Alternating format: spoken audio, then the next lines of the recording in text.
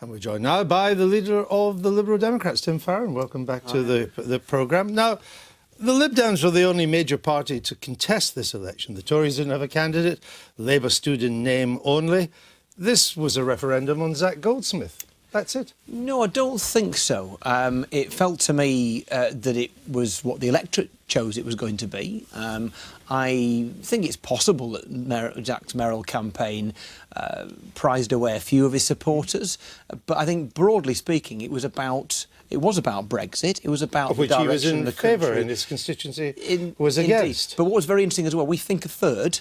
And you know, we can say this on this programme because people do look at the details. The Liberal Democrat canvass figures turn out to be the most accurate polling around. So we're opening for hire. Anybody who wants some accurate polling doing, too late for Hillary Clinton. But we were spot on, it would appear, with our figures. Right. And if you then look below that, nearly a third of Conservative voting in the past, Leave voters voted Liberal Democrat. And at a picture that happened in Witney as well. So the idea that it just Remain versus Leave is not so. That's not anecdotally so. I don't think the figures stack up for that. But in the end, a strongly Remain constituency voted for the Remain candidate. Yes, but I think that the number of people, well, I think overturning a 23,000 majority counts as a shock under any circumstances. Oh, I think the result is dramatic. There's no question about that. I think that, so there are many by-election results in terms of council seats since June the 23rd.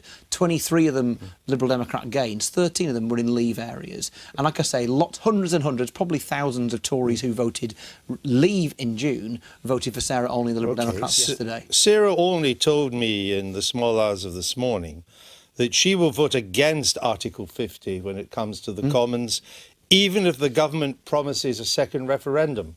Is that party policy? Well, she's made a specific promise to her electorate, and she has a unique position. She has a mandate. No, my view is that we have a red line, which is that there should be a referendum on the terms of the deal.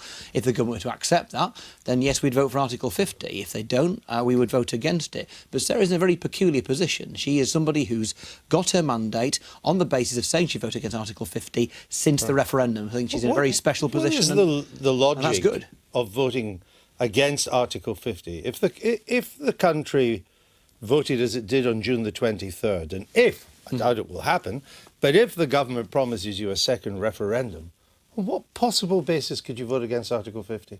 Well, this is a constituency where people keeping their word is clearly very important, and Sarah made that promise to her electorate. What's the democratic logic of it? And my sense is that the referendum on the terms of the deal is becoming increasingly logical as the only way out of it. Yeah, but that's not what I'm asking. What I'm saying is Sarah Olney's position, because it seems she's already breaking party policy. If given the way we voted on June the 23rd, and if the government was to say we'll have a second referendum on the terms, what is the democratic case for voting against Article 50? Well, there are two MPs in a peculiar and unique, well, not position, but there are two people in a unique position, if you can have two people in a unique position. Robert Courts, of course, from Witney, who is a Leaver, and Sarah Olney from Richmond Park, who is a Remainer, who have had their mandates since the referendum, which I think overturns any mandate they may have had in the other direction. 20,000 votes in Richmond Park is a stronger mandate than 17.4 million votes to Leave. In the end, we're constituency MPs and we represent the people who put us there. And this was a referendum, it felt in many ways, on the government's treatment and direction over Brexit. And like I say, a vast number of people who had voted Leave in Richmond in June voted Liberal Democrat yesterday because they believe that Theresa May is taking a hard line on Brexit that most people who voted Leave You keep on going on and on about hard Brexit. What's hard Brexit? Well, I guess you could talk about all sorts of things, but in particular, you talk about hard Brexit. The most obvious thing is whether we are in or out of the single market, and I think that is the definer for most people. But during the referendum campaign, George Osborne, David Cameron, Boris Johnson, Michael Gove, they all made it clear that if we vote to leave, we vote to leave as members of the single market. That was never in doubt. I think it was always in doubt. And Dan Hannan, for example, often made the case that we would and should stay in the single market. No, he said we should have full access to the single market. That's not the same as membership. David Cameron said if we vote to leave the EU, we vote to leave membership of the single market. That was not in doubt. There's a by-election this time next week in Sleaford, in Lincolnshire, a place that voted Leave overall, whose MP, Stephen Phillips, voted Leave and believes, and one of the reasons he resigned from the Conservative Party, or rather from Parliament, was because he believes that whilst he voted Leave, he did not vote for us to leave the single market. Now, my anecdotal evidence throughout Whitney... What do you mean by leave the single market? To be a member of the single market. North Korea's got access to the single market. Membership of the single market is what gets us access to the single rule book that cuts red tape and makes sure that we have that. Basically, for you, you want a deal which effectively keeps us in the European Union. I mean, you go on and on saying you respect the result of June the 23rd, but you don't. You want us to remain member of the single market, which means we'd have to be subject to the full free movement of peoples, exactly as it is now, and be subject to the jurisdiction of the European Court of Justice. In other words, nothing changes. Well, that all depends on what our government can negotiate as a consequence. I'm saying this is what I would argue for. And what the British people... So what's the change from now? What the British people want is up to them. We have had no indication as to what destination the United Kingdom... But hard Brexit is just... It's a propaganda phrase by you. Hard Brexit just means what the people voted for. The people voted to end free movement of people. They voted not to be members of the single market, but still to have free trade. And they voted for the courts. Well, listen, I interviewed these people. They told me all 17 again million and again. They said... You haven't interviewed all 17 million of them. No, I interviewed the people running the campaign. I've spoken to Are you in any doubt that the Leave Leave campaign wanted to get out of the jurisdiction of the European Court?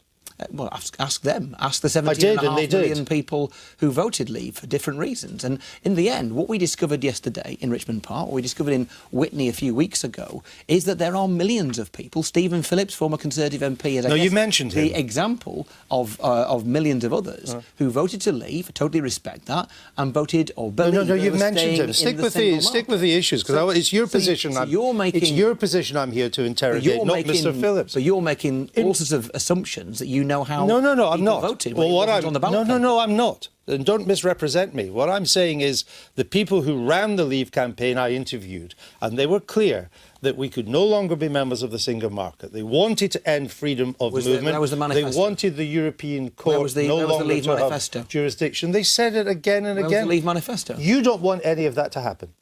I mean, I take the view that Britain is not going to get a better deal outside the European Union than it's got in it. But that should be up to the British people. It's not up for me or Boris Johnson or Theresa May to tell the British people what deal they should have to live with at the end. But you're effectively arguing that nothing should change. Andrew, we've heard this week from Boris Johnson and from others that there's potentially going to be significant freedom of movement. How do you're saying the people on the Leave side of those 17 million people that they voted against freedom of movement? They voted to control. Will that not be a betrayal of those people who voted to leave on that basis? Or have you not spoken to all of them? No, you made that point twice, and I've answered it to you. But what would change in your Brexit? What would the difference be? Well, I'm going to argue, obviously, that Britain is better off in the European Union. So you want to stay? But in the referendum on the terms of the deal, which is the only logical and democratic way out of this to get actual closure, so you don't have 75% of the electorate thinking they've got something that they voted against, in that referendum, we would have the deal that the government managed to achieve on the ballot paper with a vote to remain in the EU as the default option. Now, I cannot see any circumstances in which I'm going to be convinced that any deal to leave the EU is better than what we've got now. So you would vote to remain? But I think there'll be many people out there who, if the government comes up with a good enough deal, will accept that. But how could the government... Unlike the Scottish referendum, where, to be fair to the Yes campaign, Alex Salmond and so on, where there was a manifesto and a clear idea of what a Yes vote would have meant, there was a blank piece of paper. That is their choice, but as a consequence, the British people voted for departure and not destination. Well, there wasn't a clear one because in the Scottish referendum, because we had no idea whether in the end Scotland will be allowed to use sterling or not, which was the single biggest issue. So that's actually not accurate. There was a manifesto we could interrogate. Let me ask you this. If we say we'll have a vote on the terms, and we're negotiating with the European Union that wants us to stay, why would they give us a decent deal? They would give us as bad a deal as possible, so people like you will say, look, it's a terrible deal, you have to vote against it. Be a big risk, that, wouldn't it, really?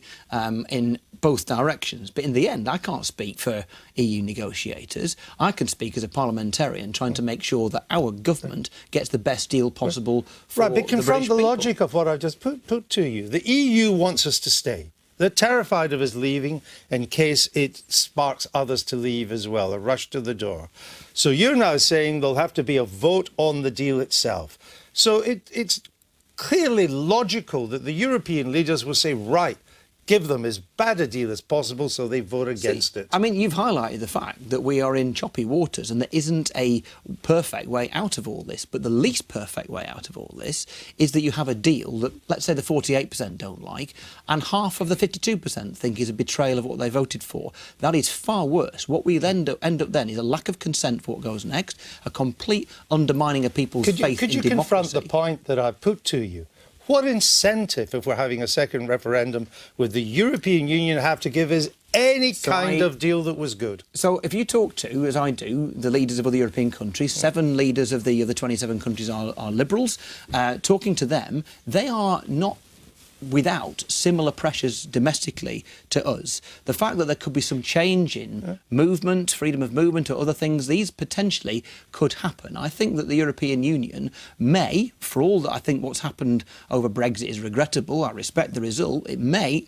Oddly, you don't respect the result, though, do you? Of course I do. I mean, as a Liberal Democrat, I lose elections sometimes. You want to stay in the single market, you want no controls on freedom of movement, and you want the European Court continue to be the ultimate jurisdiction. In what sense do you respect the result?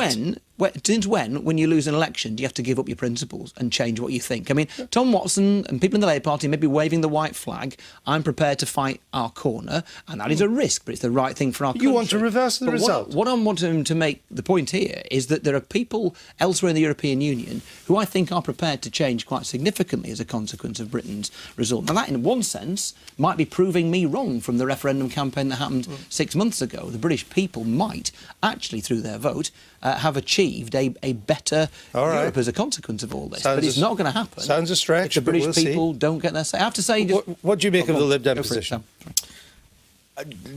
I think that Tim is going to dig in to where he is. I mean, I think that there is a constituency that he is trying to maximise the votes from that believe exactly as he said, that essentially they want to reverse the result and find any mechanism to do so. And I think that it will get them above the 9 MPs that they have at the moment. I don't quite know where the ceiling is. I don't know how far you can push it, but it's definitely a electorally, tactically smart thing to do in an environment where the Labour Party is effectively silent on Brexit. They seem to have a kind of conservative mindless position where they're not going to do anything material to change the outcome of an Article 50 vote or the Great Repeal Bill. So in an environment where you're looking for differentiation, I think Tim's whole strategy is to give you the answers you don't want to hear. That's the key, isn't it? There's a distinctive Lib Dem position now. There is a distinctive Lib Dem position, but I don't quite agree on the Labour Party. The actual thinking there is, don't campaign against Brexit. Brexit is happening.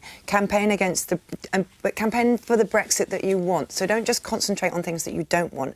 Think about how things could actually be better. And certainly Keir Starmer has been quite clear on this. He's been really trying to draw out a different way of doing things so that you get a Brexit that isn't just not a disaster, but actually reflects different... That would work if they could agree what that was, but they can't. It would work if they were actually saying it more loudly. I mean, I agree with you. They need to amplify it. It's possible that there was something else going on in Richmond Park and in Witney and in other places as well that was actually at least as important as Brexit, which was this general sense that there desperately needs to be a decent, moderate, progressive opposition. Yeah. We'll be landed with a Tory government for the next quarter of a century unless there is one, and the Labour Party clearly have no interest in being that, and we can be. Okay. Leave it there, Tim Farron. Thanks. It's been a busy night for you. It has.